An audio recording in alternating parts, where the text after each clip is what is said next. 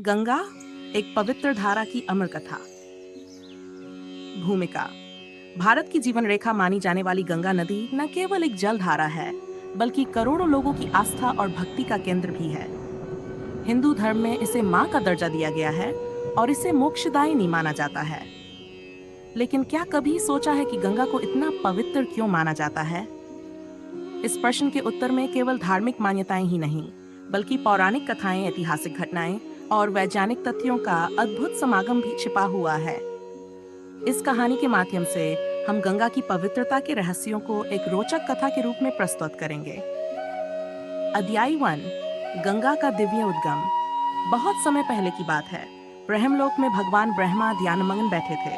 तभी देवताओं ने आकर प्रार्थना की, प्रभु, यह पृथ्वी पर अधर्म बढ़ रहा है, मनुष्य पाप में लिप्त हो गए हैं। कोई ऐसा उपाय कीजिए जिसे वे प्रायश्चित कर सकें और मोक्ष प्राप्त कर सकें। भगवान ब्रह्मा ने सोचा, मनुष्य को पापों से मुक्त करने के लिए एक दिव्य नदी की आवश्यकता है जो उनके सारे पाप धो सके। उन्होंने अपने कमंडल से एक दिव्य जलधारा प्रवाहित की जो आकाशगंगा के रूप में बहने लगी। यह जलधारा स्वयं भगवान विष्णु के चरणों को धोकर शुद्ध हुई थी, इसलिए इसका जल अमृत के समान निर्मल और पवित्र था। परंतु इस दिव्य जलधारा को पृथ्वी तक लाने के लिए एक माध्यम चाहिए था।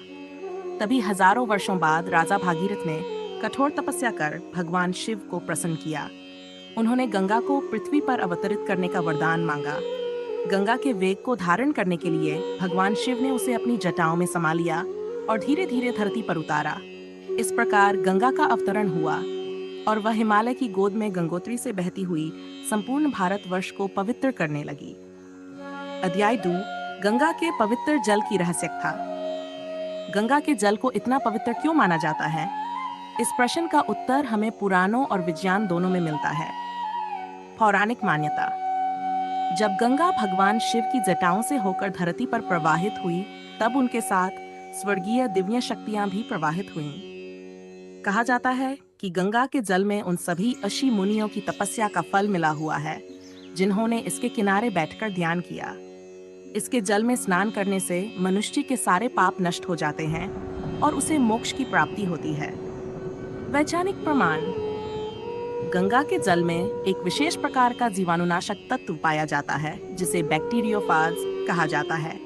ये जल अपने आप में इतनी अद्भुत विशेषताएं रखता है कि ये लंबे समय तक खराब नहीं होता। वैज्ञानिकों ने भी माना है कि गंगा का जल शुद्ध और औषधीय गुणों से भरपूर है जो शरीर और मन को शुद्ध कर सकता है। अध्याय 3, गंगा किनारे बसे प्राचीन नगर और तीर्थ। गंगा केवल एक नदी नहीं है, बल्कि इसके किनारे बसे शहर और तीर्थ स्थल भी इसकी पवित्रता को बढ़ाते हैं।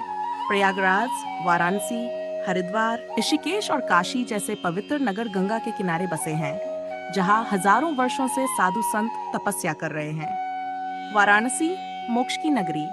कहा जाता है कि वाराणसी में जो व्यक्ति गंगा में स्नान करता है और गंगा जल का सेवन करता है, वह जीवन मरण के चक्र से मुक्त हो जाता है। यहाँ की गंगा आरती विश्व प्रसिद्ध है, जिसमें हजारों श्रद्धालु प्रतिदिन गंगा मां की आरती करते हैं। प्रयागराज, संगम का महत्व।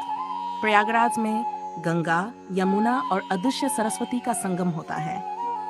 कुंभ मेले के दौरान यहाँ स्नान करना पवित्र माना जाता है, क्योंकि ऐसा माना जाता है कि उस समय गंगा का जल अमृत के समान हो जाता है। गंगा की पवित्रता पर संकट।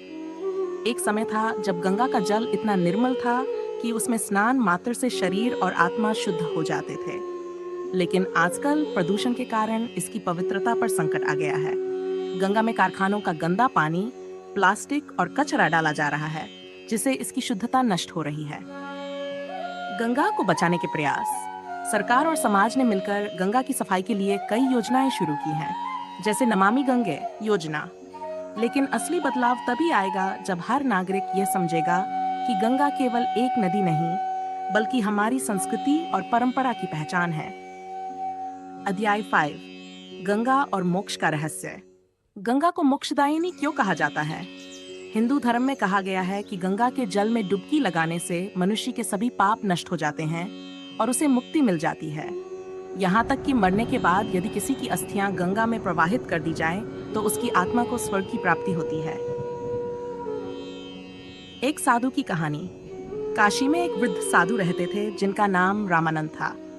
उन्होंने अपना पूरा जीवन गंगा के तट पर साधना करते हुए बिता दिया। जब उनका अंतिम समय आया तो उन्होंने गंगा के किनारे ध्यान लगाया और मुस्कुराते हुए अपने प्राण त्याग दिए। लोग कहते हैं कि उस दिन गंगा की लहरों में एक अद्भुत चमक दिखाई दी, मानो स्वयं मां गंगा आकर उन्हें अपने साथ स्वर्ग ले जा रही हों। ये घटना आज भी वाराणसी के लोगों के लिए आस्था का विषय है। अध्याय 6, गंगा का संदेश। गंगा हमें क्या सिखाती है? ये हमें सिखाती है कि जैसे वह बिना किसी भेदभाव के सभी को जल प्रदान करती है, वैसे ही हमें भी प्रेम और करुणा से सबकी सेवा करनी चाहिए। गंगा निरंतर बहती रहती है, वह चाहे कितनी भी बाधाएं आएं। इसी तरह हमें भी जीवन में आगे बढ़ते रहना चाहिए। गंगा की पवित्रता केवल उसकी धार्मिक मान्यता में ही नहीं, बल्कि उसके जल की निर्मलता, उसके तटों की पवित्रता और उसकी सांस्कृतिक धरोहर में छिपी हुई है। हमें इसे बचाना है ताकि आने वाली पीढ़ियां भी इसकी महिमा का अनुभव कर सकें। गंगा केवल